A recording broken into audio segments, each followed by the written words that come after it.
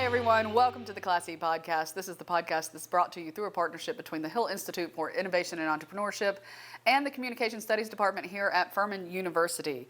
I'm your host, Mary Sturgill, and our guest today, we have had on before, but he is so interesting and we enjoyed that conversation so much that we decided to bring David Tann back to the podcast so we can dive into things just a little bit deeper than we were able to the first time. He is on the board of directors for our Masters in Strategic Design program that we have here at Furman, as well as the founder of an award-winning consultancy agency and branding agency out of Atlanta, Georgia. Welcome back, David. Thank you for having me. Super excited to be here. So I want to dive, as I said, I want to dive deeper into some of the things that we kind of touched on last time. But for those of you who might not have heard that first podcast, first of all, go listen to it wherever you listen to podcasts. There's some gems in there that you will just want to take with you. But just to give you a little bit of background on David, he graduated from Wake Forest University. He worked on branding for major brands like Abercrombie and Fitch, Bed Bath & Beyond, and many, many others for about 15 years until 2018 when he decided to start his own company. And I understand you recently reached a milestone with that company. Yes, for 4 years as an entrepreneur. Yeah. So that's a big one. So I think the stats are 50% of companies don't make it that far. Right. So getting to that 4-year mark is a big milestone. Yeah. How'd you celebrate? Quietly. Quietly. You know, the benefit of kind of where we are is just there's so much kind of stuff going on and so many cool projects that we have. I think that's the hard part, is actually taking a moment to celebrate, but we're always head down working away. I think that's something that oftentimes we kind of forget to do as people who are driven, especially innovators and entrepreneurs who have to be to make things happen, is we forget sometimes to take a moment and reflect and really live in the moment. I teach mindfulness, and that's always a big thing for me. For sure. I think that's admittedly one of my, flaws and one of the things that I know personally that I need to be better about. And it's just, it's a catch-22 because that's part of what makes you driven and part of what makes you successful is being humble and feeling like you always have something to prove. But at the same time too, my college roommate for 20 years, we've been friends forever. Last time I talked to him, he's like, okay, but you've made it, like you can stop doing that now, and so it's just one of those things I think that you just always grapple with. Do you think you've made it? I don't. Why not? At all. I think that it's all about perspective. And so, never would I have ever imagined that we would have made it this far. And so from that point of view, then, yes, we've been relatively successful, but I'm also of the mindset that there's so much more that we can do. And I think that when you're in a role of leadership, your job is to look forward and to see what we could be, not necessarily where we are today. And so I'm always of like, oh, but this is where we can go, and looking forward and seeing how great it could be and the potential of the people that I have on the team and all that. And so, if you have that mindset, then it's just like, well, I'm always looking forward. Right. As a leader, you have to have the vision, right? For sure. And be able to relay, not only have it, but be able to relay that vision to your employees and your partners and everyone that you come involved with in a way that they understand it and buy into it. That's the hard part. And I think that, a lot of people think that what we do as designers is really just about creative. And it's like, well, there's lots of people who can be really good creatives and who have that skill set, but there's very few people that can sell you on a vision. Right. And so, fortunately for me, I have an amazing team, and they all believe in what we're trying to create. And so I don't feel like I have to sell them on anything, but they believe in it, and so my job is just to make sure that we get there. Right. You have to steer the ship, so to speak. I want to talk to you a little bit about how you got there. And in our last phone conversation, you had looked at my TED Talk, and you said that it really spoke to you. And so I wanted to know what about it spoke to you, and what did you find that really just grabbed you?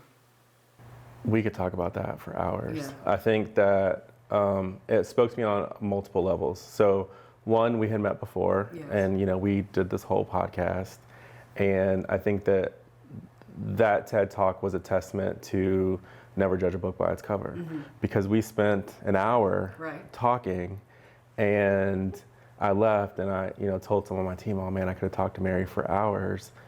And then I go back and I watch this TED Talk and I was like, we didn't even begin to, there's just so much depth to your personal story and what that TED Talk was about. So I think that fascinated me on that level. I think that there is a lot that I can relate to in the story of triumph and perseverance, and that everyone goes through something, which I truly, truly relate to on multiple levels too. Like, so a lot of people don't know about me, but I have a younger brother who was born with a heart condition. Oh, wow. And he passed away, it'll be 15 years. Wow. And how old were you at that time? I was 27, I believe, at the time. And what's the age difference there? 2 years. 2 years. So we were very close. Yeah, we were very close. And that was right when my career was beginning to take off at Abercrombie, and right when I was like beginning to sort of make waves. And I was also about to get married. Lots of major life things. Lots of major life things. I was, our wedding was on the 31st of March. He passed away on the 4th. Wow. And he was going to be my best man. So I always take that with me. Not that I always talk about the story, but that everyone has something. And so when I heard your story, I could relate to it on that level as well. And then I just think that there's, like I said, triumph and perseverance and working hard and all that stuff that was in there as well. When you go through something like grief, and when you lose someone so close to you, like a brother, I've lost a nephew, and I know many of our listeners have lost people who are super close to them.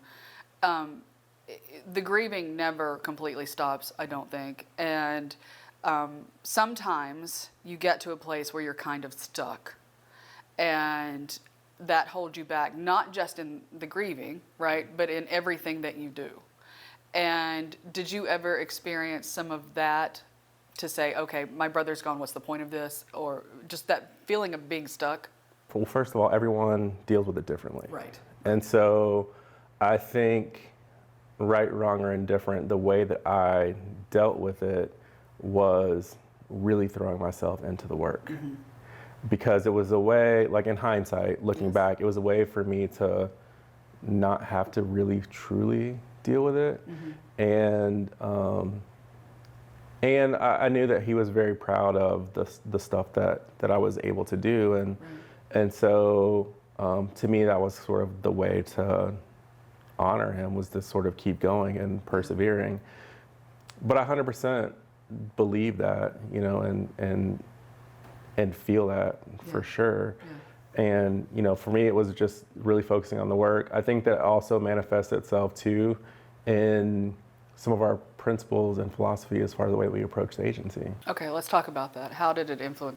He was born with a hole in his heart. So I've always known that he could pass away at any time. I've always known that, our time may be limited. So we were very loving with one another. And so, when his time came, obviously, I miss him to this day, but I didn't have that, oh man, I should have, because it's like he knew that I loved him, I knew that he loved me. So we didn't have to deal with that.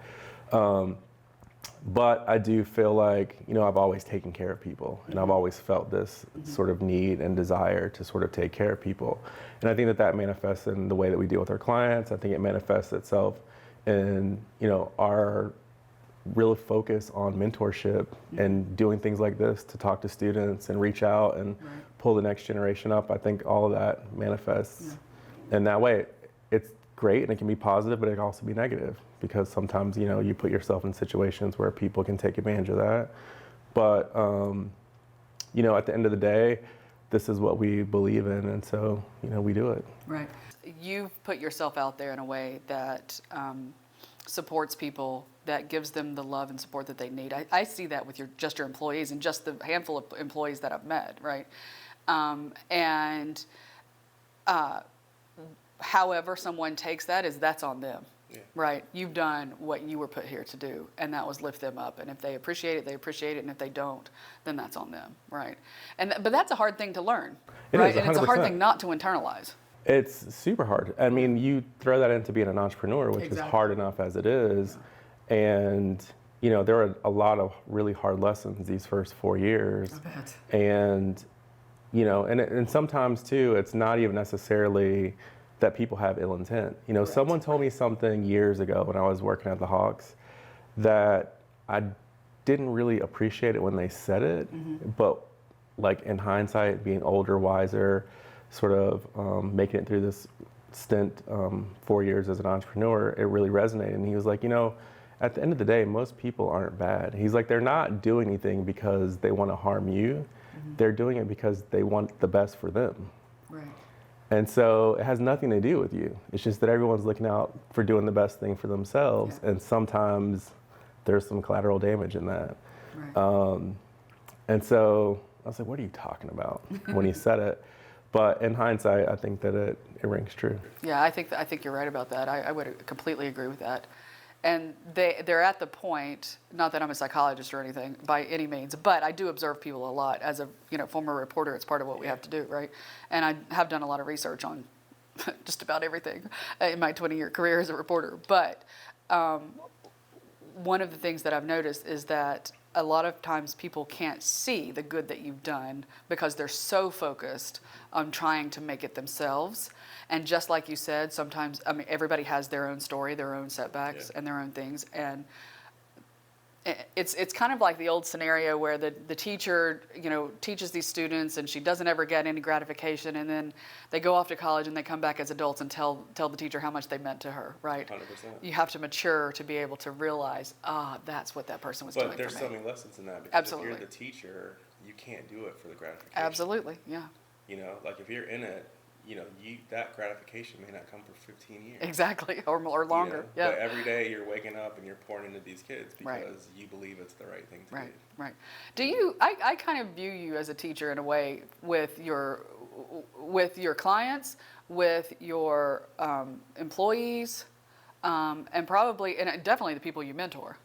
I think that that's probably a fair thing or assessment to make. I think I don't necessarily actively try to do that, but I've been, like, realistically, I have been in the classroom for over 20 years. Yeah. I used to that's how I would make extra money in college, is I would come back home and substitute teach at the high school. So it's in your blood. It's in my blood. As I got older and as I began to kind of really think that the business was going to be a thing, students are a great way to know, like, if I can get someone who has never heard this before, doesn't understand this, only has 6 weeks to grasp it, if I can get them to grasp this principle, then it will 100% translate to when I deal with a client. Absolutely. So, dealing with students and being in the classroom is just perfect practice for, pitching ideas, dealing with clients, all that kind of stuff. Absolutely. I teach digital storytelling here, which our listeners know because I think I mention it a lot.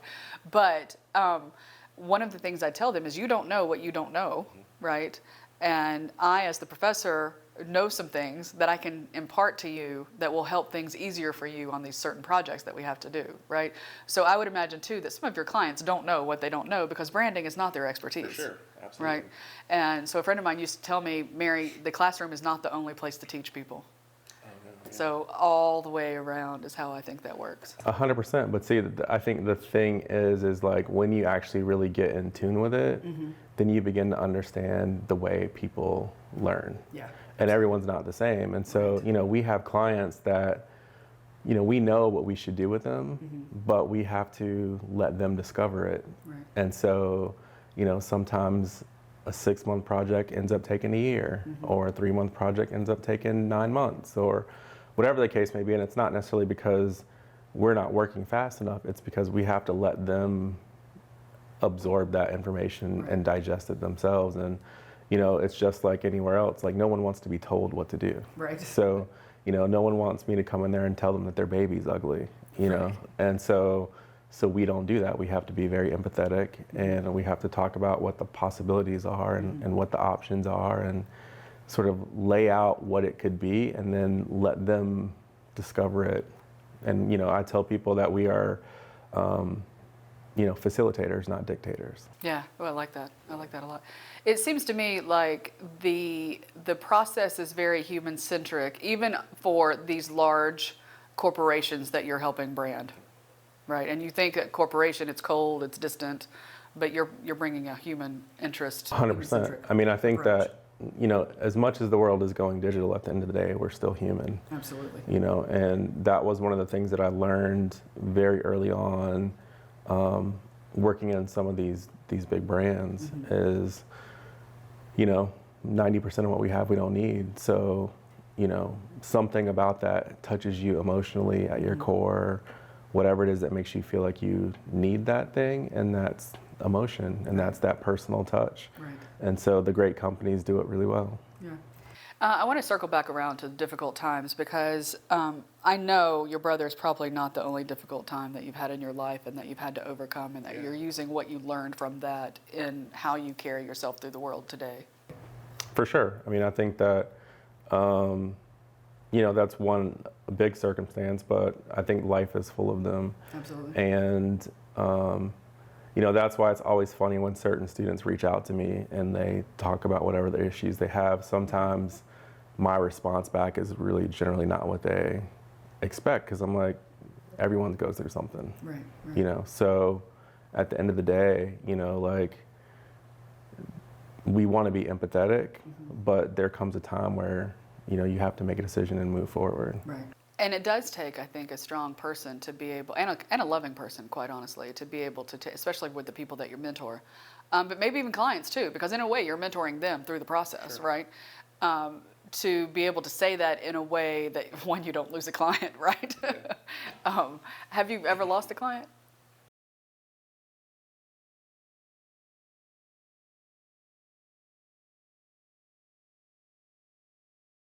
Oh yeah, we lose clients all the time.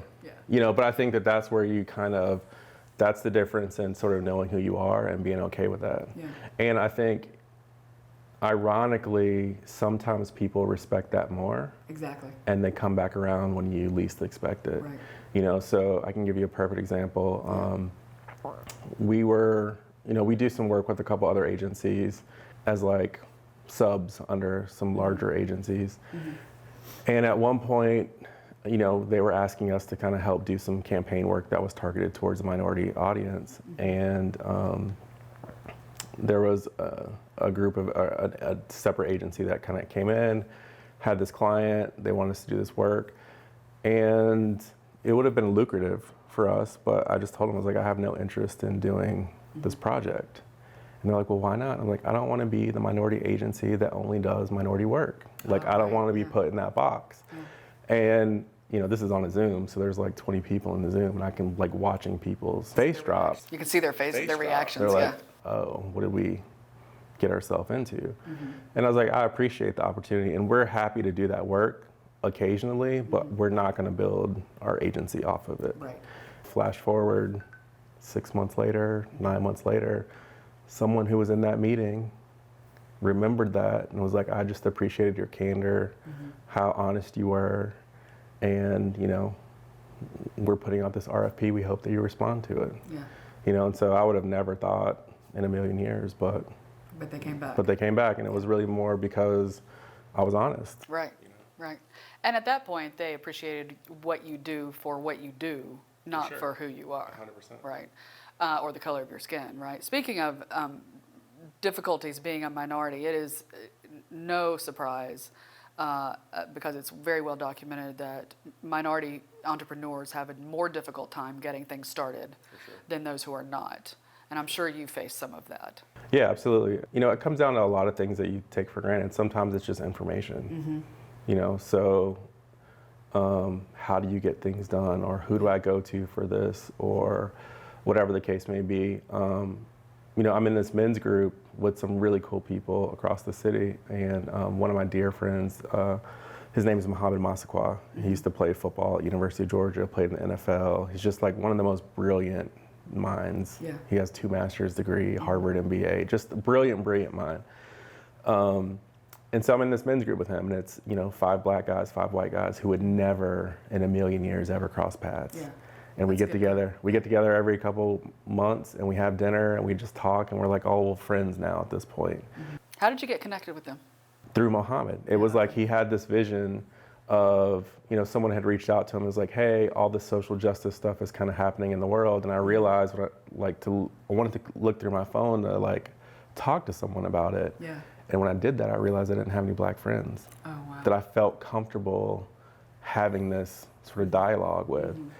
And so that's sort of what was the impetus of it. And, you know, Muhammad was like, all right, I got this idea, you know, let's do this. And, you know, 5 people from all different walks of life. I won't say any names, but some uber successful, really cool people in this group. And we got together, we actually had like really cool, honest dialogue. Yeah. And one of the things that kind of came out of it when we really were getting down to it is like, as minorities, particularly as African Americans, like we're taught not to ask for stuff. Whereas for them growing up, like they're all friends, they're all connected, they ask for stuff all the time. Right. Even something like that as an entrepreneur really puts you at a bind where it's like, I need help. But culturally, you know, I feel like I can't ask for help, or if I do, I'm failing. Right. Whereas So it's seen as a weakness. it's seen as a weakness. Whereas in this other group, it's like that's what they do, and that's how they lift one another up. Right. And so it was like you have to ask. Yeah. And so that was one of the things that you know, has been difficult, but it's been a really cool lesson to learn and to see how that has changed things. I can relate to that in a very small way. As a female, Southern women are taught that same thing, right? And you're from the South, so that's almost the double whammy, right? Definitely the double whammy. The Southern culture and the Southern black male culture, right? Well, and you know, having a brother that was Another born with a hole in his heart. disability, You know, so there was time when I will remember this vividly, like it was yesterday. Like, you know, my parents were with my brother in the hospital. I had a nanny who was an elderly woman. She was like basically a caretaker for me, and I'm super excited waiting for my parents to come home. And, you know, want to go get the new Transformer toy or whatever it was. And, you know, she said to me, hey, your parents are going through a lot, you know, like, don't bother them. And so it stuck with me. How old were you at that time? Probably like 5, 6, maybe. So Maybe. super ingrained. Super ingrained, because it's like, okay, you know, everyone else's concerns are more important than mine, you know, and, you know, I realize the flaws in that, but it's hard to break out of that. As an adult, you realize For sure. the flaws, but not for a long time. But I'm sure. even though I realize it, doesn't mean that like I can easily change it. Right. So. It's hard. That's almost what I call, and I talk about this in my TED Talk, and I believe that many of us at different points in our lives have something called an identity illusion, and it is a misconception or an illusion of who we are, right? And so as a small child who's told, don't bother your parents, don't ask for this, you're being told that what you want is less important. For sure. Right? So how did that translate into an identity illusion for you? Oh, it translates all the time. Yeah. All the time. I think that there's this sort of imposter syndrome, which again, you know, my college roommate is like, what is wrong with you? Yeah. You know, because, you know, regardless of what we've accomplished, on paper, I look at it, if someone else had done it, I would be super impressed if I was looking at someone else's resume. Right. But it doesn't register in my head that that's me. And so that's the hardest thing to get over, is because we would probably be 3 or 4 times more successful if I was more gregarious and more braggadocious about the work. Because a lot of times that you see is like, you know, the people that actually can talk about it and the people that are like the squeaky wheels, like, you know, sometimes those are the people that, you know, get the opportunities. They are. Absolutely. For me, it's like just being okay with that and knowing that, you know, the work will speak for itself and our time will come when it's supposed to come. But, you know, you look at that and you're like, oh. Remember that Bart Simpson episode where bad Bart's on one shoulder and good Bart's on the other? It kind of reminds me of that bad Bart, that bad David is telling you can't do that, David, right? How does the good David say, by gosh, I can do it? It doesn't manifest in the you can't do, usually. It more manifests itself in just not understanding the value or feeling as confident. And so the way that I kind of think about it is that, like, if you look at any of the like uber successful people, it's always interesting because there's always this dichotomy. There is the part of you that is super competitive, that wants to prove the next person wrong. But there's also this sort of insecurity of, I still have more to learn, which makes me want to train and makes me want to keep going. And so it's figuring out that balance is always the challenge. Yeah, I think we could probably name 5 or 6 entrepreneurs that've made it really big right off the top of our head who have publicly talked about that idea. And I think that latter part that you mentioned is what drives people to succeed. And that really, so I guess the point I'm trying to make, and I'll see if you agree, is that weakness, what most people would see as weakness, is really a strength in this, because it's what drives you. It can be. Yeah. If you channel it in the right way. Yeah. You know, and that's the part that's interesting, is when things are going well and no one says anything, like I'm probably the most insecure, like, you know, I hope we get this, you know, maybe we'll get that.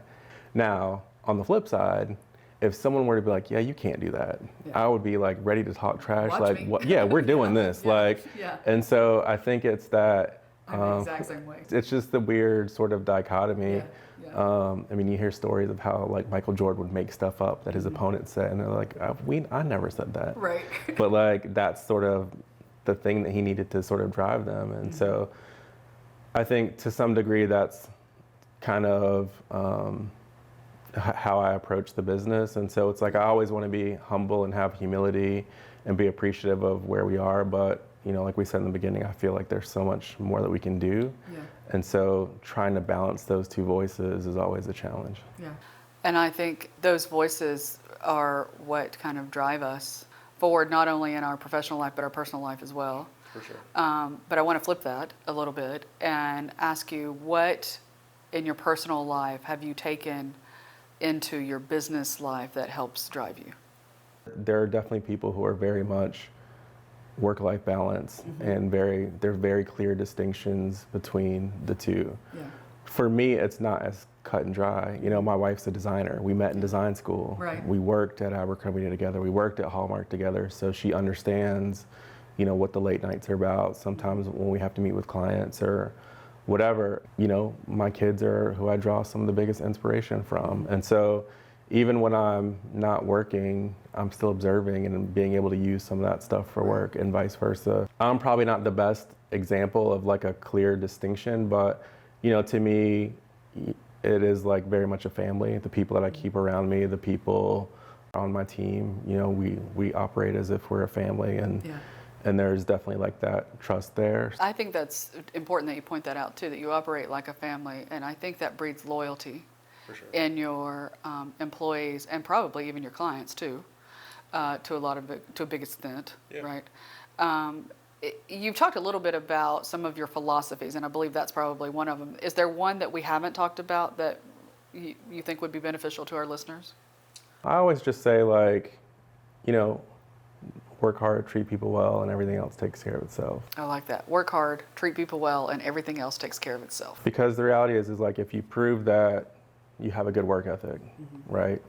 Then that means that no matter what obstacle comes your way, and there are going to be obstacles, then you have the discipline enough to work through it and get around it. And if you're able to treat people with respect, doesn't mean that you have to be buddy-buddy with everybody, because that's not realistic. But if you treat people with respect and are a decent human being, then that network, those are the people that will remember that and will help you when you need it most. That's really what we've built our business on, and you know, so far we've made it 4 years. Yeah, and you're going to make it many, many more. We're going to make it many more. We're going to listen to that voice. We're going to make it many, many more, Mary. There you go. Yeah. I love it. I love it. Yeah. The work, I think you're right. I think it speaks for itself when you look at what you've done, and then when you couple that with your philosophy and the way that you run your company, because you do some things that you don't necessarily get paid for. Oh, for sure. And a lot of companies would not do that. Yeah, we do tons of work that we don't get paid for. But you view that as giving back in some way. It's our responsibility to do that. You know, I think for any of the African American reader or listeners, or even those who aren't, you know, growing up, the one person that really resonated with me was W.E.B. Du Bois, and he had this theory called the talented 10th. And so, there's going to be 10% of the population that's responsible for the other 90. And so that 10% is going to go out in the world. They're going to learn. They're going to, do whatever they need to do, and it's their duty to come back and pull that other 90 along. And so that really resonated with me, because I think just the way that I grew up and where I grew up and all that stuff, I've always kind of felt like a little bit like an outsider. And it's like that allowed me to make sense of the world.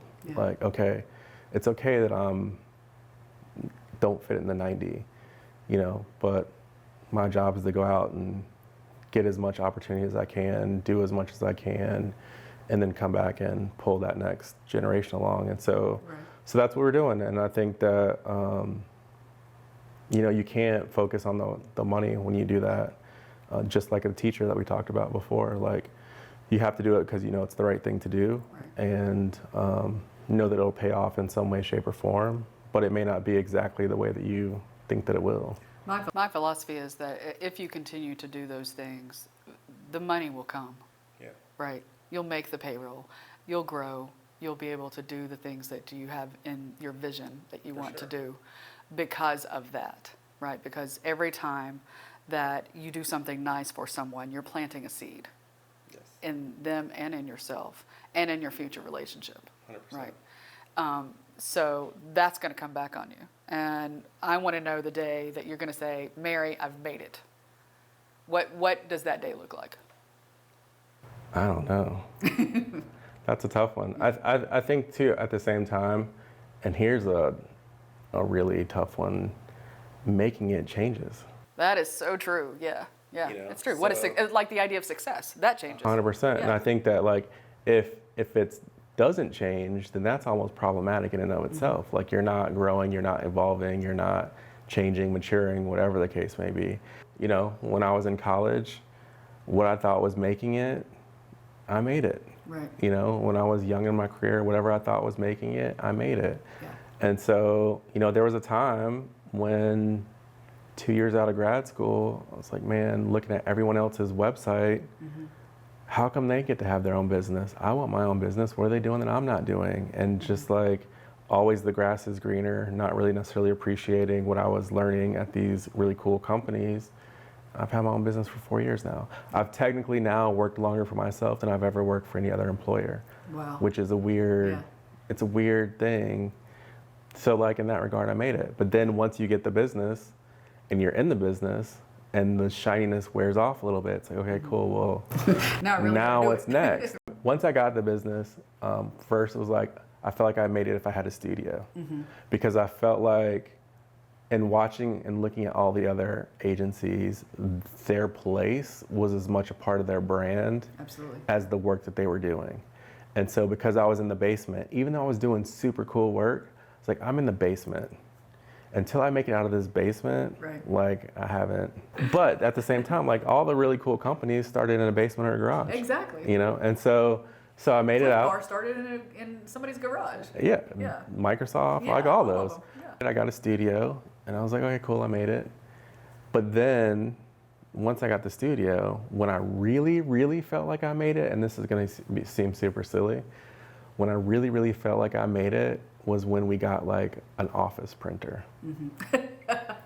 Not like a little desk printer, but like a real industrial corporate one with a contract printer. Yes, one that it's basically like buying a car, that has a long-term contract and has someone come and service it and all that stuff. But when that guy, Gary, shout out to Gary, when Gary dropped off that printer, it was just like, oh my God, it was the best feeling, because I'd been in these corporate environments, and like one of the things that you do is like you print off your stuff, you pin it up, you look at it, you don't ever think that someone is paying for these prints. I miss being able to like print it, look at it, pin it up, mark it up, whatever. And so when I finally got the printer and was able to do that, it was like, oh my God.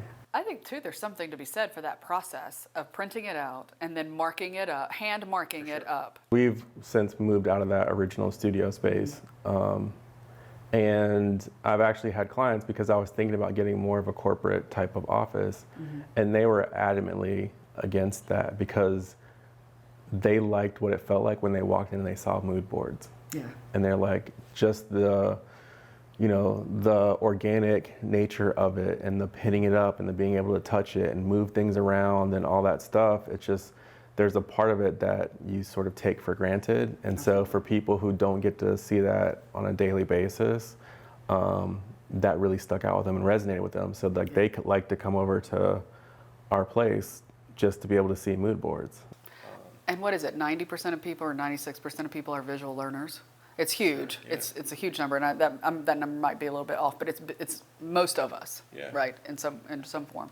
At the same time, too, like we're talking about emotion. Mm-hmm. Exactly. And so you realize that like it's not linear, and like now you're doing like, does this feel right here? Exactly. No, that doesn't. Like, okay, what if I moved this here and did that there? And it's like you could do it on the computer, but it just doesn't have that same. It doesn't. You know, it doesn't resonate the same way. So I'm very old school in that way. You know, my designers laugh at me because there's a little bit of a generational gap. And I'm like, I just print it out and then we'll look at it. Right. She's like, but we're wasting paper. I was like, there's a reason why we got this big printer. We're going to use it. Right, we're going to use this thing now that we have it. The process of being manual and doing that, to me, is invaluable. Yeah. So what is the vision that you have going forward for the company, for Tantrum? Now that is an excellent question. And I can tell you, no joke, I've been really thinking about that and struggling with that over the course of the last couple of weeks, because when I started, the vision was just like, can I do this? Yeah. You know, and I really thought like, if I make it 6 months, it's a win. You know, it'll be a 6-month sabbatical. I'll go back to work, get a job, but I tried it for 6 months. When I envisioned having an agency, I didn't envision like I would be doing it for 4 years. There wasn't a time thing around it. And so now that we're here, it's like, okay, do I want to stay this really relatively small boutique thing and we pick and choose, cherry pick our projects and keep it very close to the vest? You know, but then you also are like, I'm a business person. Like, you know, this is a business. So how big can we make this? And, you know, this now becomes an asset. You start thinking in different words, in different terms, like, oh, this is an asset. And like the business has value. Absolutely. And, you know, what do we want to do with that asset? I don't know that I totally have that figured out yet. But like I said, I think that that's part of when you say, have you made it or not? The goalpost, it moves. Right. You know, it moves. You know, when I figure that out, I'll let you know. Yeah, do let me know. We'll do another one. Yeah, we'll do another one. We'll update everybody. David, thank you so much for joining us. Thank you for having me. If someone were to listen to this podcast and really just have to get in touch with you, how would you like them to do that? You can always go to the website, tantrumagency.com. You can follow us on social, so Tantrum Agency on Instagram. Ladies and gentlemen, David Tann with Tantrum Agency out of Atlanta, Georgia. Thank you so much again. Such a great conversation. Listeners, before we let you go, if you haven't checked out our new YouTube channel, make sure that you do that. You can now enjoy all the episodes of the Class C podcast right there on our YouTube channel. And of course, make sure that you subscribe to that so you are alerted when we get new shows up. And of course, you can catch the podcast wherever you listen to your podcast. Remember, this podcast is brought to you through the partnership between the Hill Institute for Innovation and Entrepreneurship and the Communication Studies Department here at Furman University. I'm your host, Mary Sturgill. It is produced by students Emma Kerr and Eliza Pollitt, which is a true example of the Furman advantage here at Furman University. Until next time, everybody, dream big.